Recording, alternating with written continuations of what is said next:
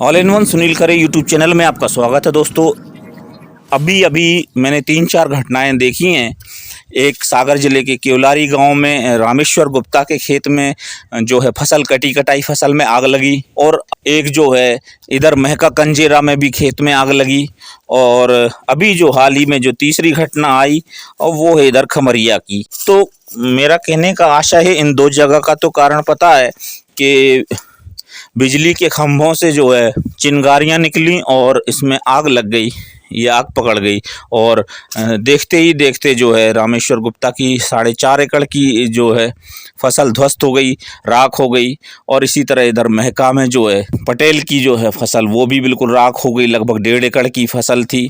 और इधर ये खमरिया की जो आप फसल देख रहे हैं तो खड़े खेत में आग लग गई। इसका जरूर अज्ञात कारण है, इसका अभी कोई कारण पता नहीं चला है।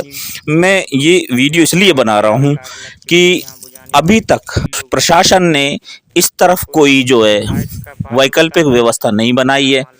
किसानों की जो मेहनत होती है, मैं समझता हूं कि बिल्कुल अंतिम समय में जब फसल आ गई है और उस समय आग से जल जाने का मतलब ये होता है कि ये बड़ी आपदा है और इसे आपदा की श्रेणी में ही लेना चाहिए। और इसके लिए तात्कालिक जो है एक ऐसा कोष बनाया जाना चाहिए जिसकी वजह से जो है तुरंत, मैं समझता हूं कि 3 दिन के अंदर किसान को इसका हर्जाना मिलना चाहिए। और इस हर्जाने की जो वैल्यूशन है वो इस हिसाब से होना चाहिए कि जो जितने खेत में जो बोनी करी गई थी, जितनी मात्रा में फसल लगाई थी उसकी वो मात्रा की वैल्यू, प्लस उसमें जो मजदूरी लगी, श्रम लगा, उसकी वैल्यू, और प्लस उसमें जो है क्षतिपूर्ति जो राशि जितना भी चाहे, कम से कम मेरा ऐसा मानना है कि 2 से 5 हज़ार रुपये एकड़ के बीच में ये क्षतिपूर्ति राशि भी होनी चाहिए। तो ये इतना अमाउंट जो है 3 दिन के अंदर किसान को मिलना चाहिए।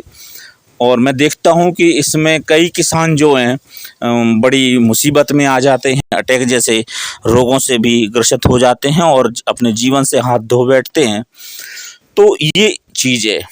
अब इसमें सरकार को, अब जैसे कायदे की बात तो ये है कि जैसे अभी विद्युत कंपनी के माध्यम से ये जो आग लगी है, तो इसमें मेरा मानना है कि ये कहीं ना कहीं तो बिजली कंपनी की जो है लापरवाही है, उनके कर्मचारियों की लापरवाही है कि किस तरह से ये जो आपको टाइट करना चाहिए, ये बिल्कुल है कि तकनीक जो कार्य है और इस कार्य में आपकी पेट्रोलिंग होती रहनी चाहिए।